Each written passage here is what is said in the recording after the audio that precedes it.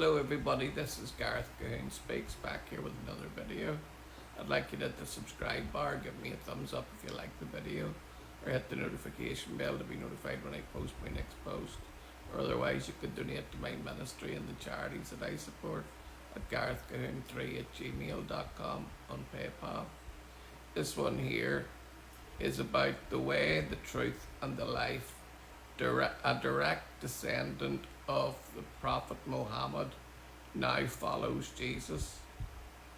A descendant of Muhammad, who was an imam and an evangelist for Islam, went from attempting to commit suicide to finding new faith and hope in the Messiah Yeshua, Jesus Christ.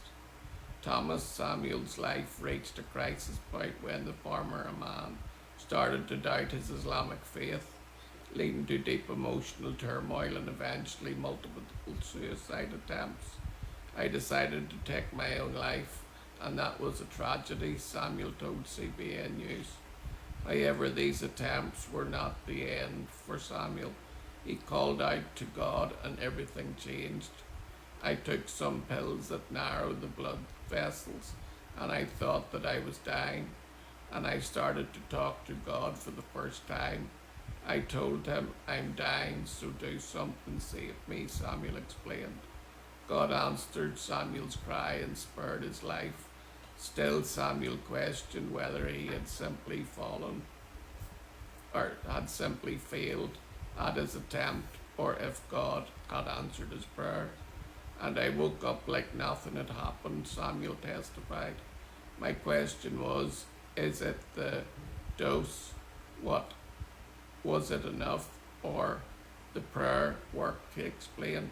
Samuel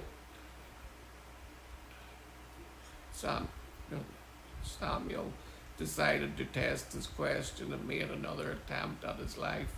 Samuel confirmed it was definitely not the dose, but the prayer. That night Samuel prayed, went to sleep, and had a life-altering dream that kick-started his faith in Messiah Yeshua, Jesus. I saw that I am running on a very long road in my dreams. I saw a very long road, a lot of tree branches full of thorns chasing me, and at the end of the road there is a man standing in front of me. I called him and said, please help me.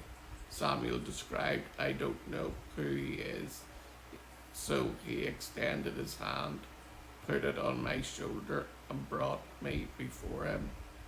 Although Samuel did not know the man knew Samuel. That man was Jesus, and he called Samuel to follow him. I found out that this is Jesus. I had no clue why, but it just was a recognition in the dream that this is Jesus. And he looked deep into my eyes and he said, it is your time to follow me, Samuel continued. Astonished, Samuel rationalized his dream, and one final time charged Jesus to prove his identity with a weighty ultimatum. I woke up and said, you know, this is hallucination, maybe because the website I read or something, you know. It's not true. I mean, how could it be?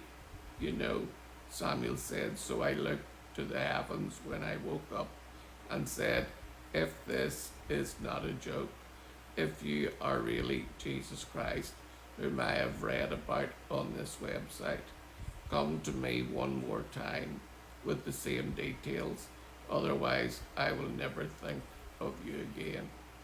Jesus took Samuel's ultimatum seriously and appeared in his dream with the same message, but with a distinct addition.